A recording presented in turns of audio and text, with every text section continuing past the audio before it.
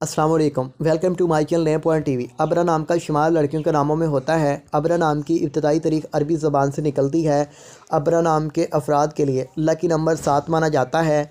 अबरा नाम का मतलब नसीहत, हदायत, मिसाल है। अबरा नाम के अफराद के लिए के मुआफ़िक और फ़ायदेमंद नंबरों में 2, 7 और 9 शामिल हैं। अबरा नाम के हिस्सों के हिसाब के मुताबिक अबरा नाम के अफराद के लिए हुक्मरानी वाले घंटे 7 AM से 9 AM हैं, जबकि खुशकिस्मत दिनों में मंगल, जुमेरात शामिल हैं। अबरा के हाकिम सियारों में मरीज़ शामिल है।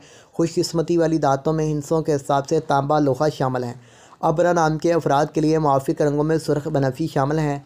अबरा नाम के अफराद के लिए मुआफ़िक पत्थरों में रूबी शामिल हैं, जबकि मुतमादिल मुआफ़िक पत्थरों में हीरा शामिल हैं।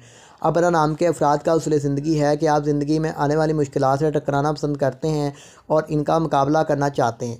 Thanks for watching this video. तो प्लीज़ सब्सक्राइब करें नेम पॉइंट टीवी।